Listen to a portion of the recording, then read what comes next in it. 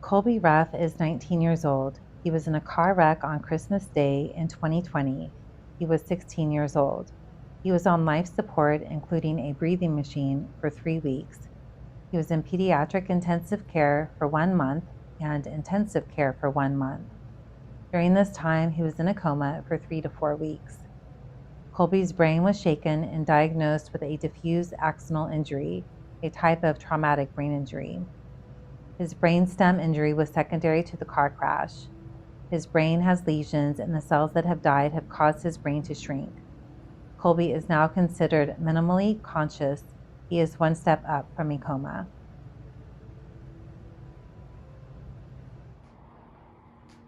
I have been working with Kolby since August of 2023 for over a year now. One of our main focuses in the beginning was to release his teeth grinding. Kolby had a compound fracture on the left side of his mandible, which was operated on. He wore a mouth guard most of the day and night when we first met. One day we didn't have his mouth guard in the room and he was grinding his teeth so loudly. I spent the whole session on releasing his mandible, and eventually he was able to relax and stop the grinding. It was quite extraordinary since I couldn't ask him to help me soften his jaw. He has now become very good at opening his mouth to release his jaw, especially when asked, and doesn't need to wear his mouth guard at all times. Some sessions I will spend 15 to 30 minutes just holding his mandible. It takes a lot of patience and endurance from us both, but has made a significant difference. He hardly wears his mouth guard at all anymore. That's good.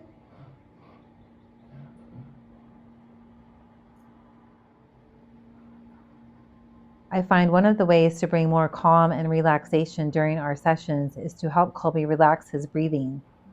In the car crash, Kolby's lung was punctured. Holding his sternum and ribs specifically where it's possible he's had some whiplash injury helps release some of the breathing challenges in his diaphragm, lungs, and ribs. This calming hold, in addition to holding his cerebellum, decompression of the occiput to his first cervical vertebra, can be very calming.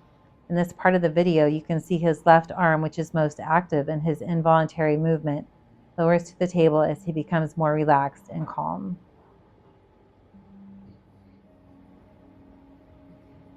Kolby also has a fractured pelvis. In craniosacral therapy, it is so important to have the pelvis find any amount of healthy movement. It is the foundation of healing for the rest of the spine, spinal cord, cranial bones, and brain. Even though Kolby has zero to minimal voluntary movement in his pelvis, it is important to find some release so we can increase the blood flow and stimulate the nervous system along with the craniosacral rhythm. I find this movement also helps to relax his entire spine.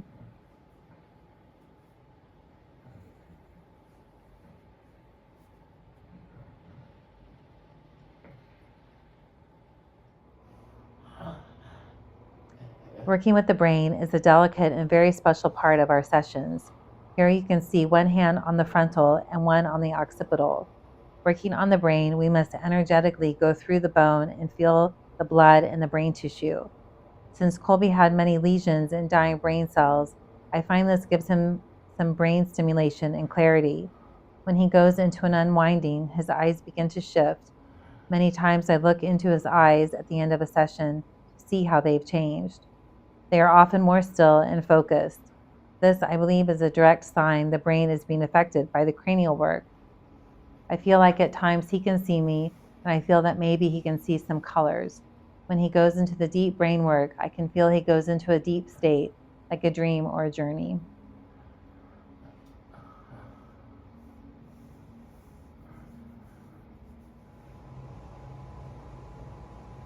It has been a full year now that I have been working with Kolby. Most months, 4 to 8 sessions. I have learned so much about the brain through him. He is a true inspiration for my work. Kolby and I have developed our own relationship.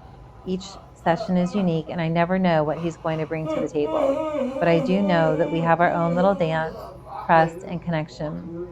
In this last video, he is very vocal, which I'd like to encourage him to tell me his story.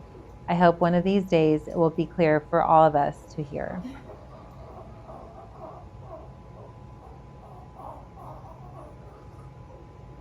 want to say? You want to tell me something?